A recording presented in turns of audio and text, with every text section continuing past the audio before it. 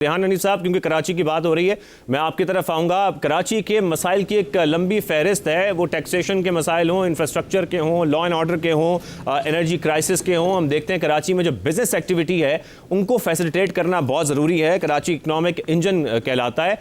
इस वक्त कराची में बिज़नेस एक्टिविटी को बढ़ाने के लिए फिर ज़ाहिर अल्टीमेटली उससे हमारी एक्सपोर्ट्स ही बढ़ेंगी। जो बुनियादी मसाइल हैं वो क्या हैं जिनको दूर करने की ज़रूरत है आने वाले बजट में?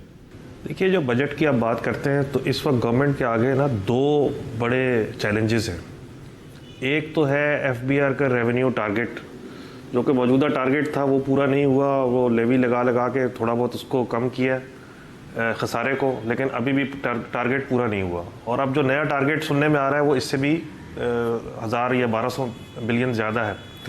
एक तो ये सामने चैलेंज है, और दूसरा चैलेंज जो गवर्नमेंट के सामने होगा वो होगा बैलेंस ऑफ ट्रेड का। ख़ास तौर पे जो जंग की सूरत हाल है और ऑयल की प्राइसेस हैं, उससे हमारा बैलेंस ऑफ ट्रेड जो पहले ही बहुत ख़राब था अब मज़ीद ख़राब हो रहा है, ख़राब तर होता जा रहा है। तो ये दो बड़े चैलेंजेस हैं और दोनों डायरेक्टली रिलेट करते हैं महंगाई से।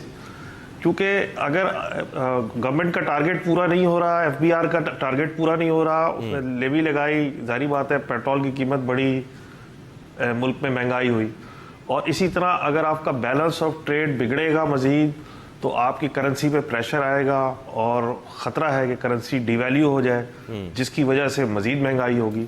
तो ये दो बड़े मसाइल हैं जिससे गवर्नमेंट को नबद आज़मा होना है।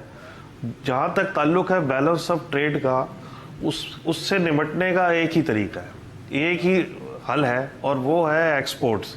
हमारी एक्सपोर्ट्स नहीं बढ़ पा रही, 30-31 बिलियन पे खड़ी हुई हैं। रेमिटेंस हमारी एक्सपोर्ट्स को पीछे छोड़ गई हैं। रेमिटेंस 37-38 पे चली गई, सुना है 42 तक चली जाएंगी।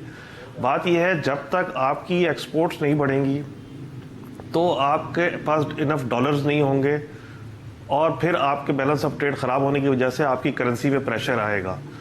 और इसी का अगर बैलेंस ऑफ ट्रेड आपका बेहतर होता है और आपकी एक्सपोर्ट्स बढ़ती हैं तो गवर्नमेंट के टैक्सेस में भी इजाफा होता है, तो वो डायरेक्टली इनडायरेक्टली कहीं ना कहीं जाके एफबीआर को भी हेल्प करेगा।